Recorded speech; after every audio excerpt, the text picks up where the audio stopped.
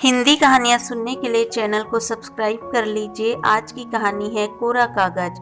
बात लगभग 40 साल पहले की है, जब विवाह को दो दिलों का मेल न समझकर बस एक रस्म की तरह निभाया जाता था। लेकिन जब दो अजनबी अचानक अपनी जिंदगी किसी के साथ बांटने लग जाए, जब किसी के लिए दिल में सम्मान के भाव आने लग जाए, तो प्यार हो ही जाता है। रश्मिता घर में सबसे चंचल थी। दिन भर मस्ती करना, घर में धमा चौकड़ी करना और इन सब से मन भर जाए तो मोहल्ले भर की आंटियों चाचियों के घर टटोल आना, बस उसका दिन भर का यही काम था। यूं कहें कि मोहल्ले की जान थी हमारी 14 बरस की रश्मि। पढ़ाई लिखाई से दूर दूर तक कोई नाता ना था। हालांकि आज से लगभग 40 बरस पहले उस जमाने में लड़कियों की पढ़ाई लिखाई पर ध्यान कौन देता था। वैसे तो रश्मि घर में सबकी लाडली थी, लेकिन अपने दादाजी की वो जान थी। बचपन से अपने दादाजी से ही उसने जिंदगी का पाठ पढ़ा था।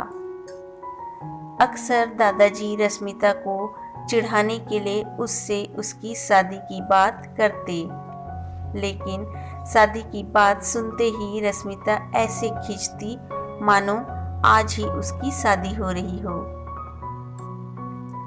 एक दिन घर में दादाजी के बचपन के एक बहुत पुराने मित्र दादाजी से मिलने आए। रश्मिता ने उनके पैर छुए और उनके लिए पानी लेकर आई। दादाजी ने रश्मिता का परिचय करवाते हुए रश्मिता से कहा, रश्मि, पहचाना इन्हें? ये वही है, हमारे चूरन वाले साथी। दादाजी की बात सुनकर रश्मिता खिलखिला उठी, लेकिन रश्मिता की खिलखिलाहट दादाजी के मित्र को इतनी पसंद आई कि उन्होंने रश्मिता को अपने घर की बहू बनाने का फैसला कर लिया और वहीं रिश्ते की बात भी कर ली। अपनी फूल सी बेटी के लिए इतने अच्छे घर से रिश्ता आने पर दादाजी खुशी से भर उठे। अगली बसंत पर बड़ी धूमधाम से रश्मि बिटिया की शादी करने का फैसला लिया गया। रश्मि को जैसे ही अपनी शादी के बारे में पता चला, वह फूट फूट कर रोने लगी। उसे लगा मानो उसका पूरा घर, दादाजी और उसका पूरा परिवार पीछे छूटता चला जा रहा हो। खैर, यह तो होना ही था। एक 14 बरस की लड़की को शादी के बारे में सिर्फ इतना ही पता था कि उसे अब अपना घर छोड़कर किसी और के घर में जिंदगी भर रहना है। इसी बीच रश्मिता की शादी बड़ी धूमधाम से हुई और रश्मिता की मुलाकात पहली बार अपने पति से हुई और अगले ही दिन रश्मिता के पापा रश्मिता को लेने आ गए। बस फिर रश्मिता का आना जाना लगा रहा, कभी पीहर तो कभी ससुराल, लेकिन पति से अभी तक नहीं बन पाई थी। अक्सर ही दोनों बच्चों की तरह झगड़ते रहते। उस दिन भी रश्मि अपने पति से रूठी हुई थी कि रश्मिता के पिताजी रश्मिता को लेने आ गए।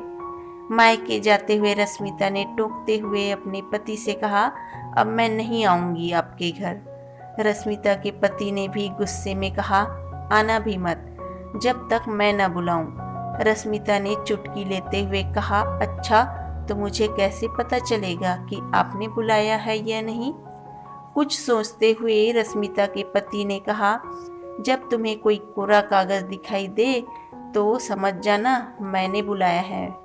मायके में रश्मिता के दिन बहुत अच्छी तरह बीते। जब कोई रश्मि से उसके पति के बारे में पूछता तो वह चुटकी लेते हुए कहती, अच्छे हैं पर थोड़े बुद्धू हैं, और सब मुस्कुरा जाते। लगभग 15 दिन बाद रश्मिता के ससुर जी रश्मिता को लेने आए। रश्मिता ने उनके सामने कुछ दिन और मायके में रहने की इच्छा जताई। ससुर जी ने भी रश्मिता की बात का सम्मान रखते हुए हामी भरी। कुछ दिन बीतने पर जेठ जी आए। हालांकि तब तक रश्मिता को भी ससुराल की याद सताने लगी, लेकिन उसे अभी तक कोरे कागज का संदेशा नहीं मिला था। इसलिए रश्मिता ने माँ से ससुराल न जाने का बहाना बना दिया। माँ ने रश्मिता को बहुत समझाया, लेकिन रश्मिता ने किसी की भी न सुनी। जेठ जी चले गए।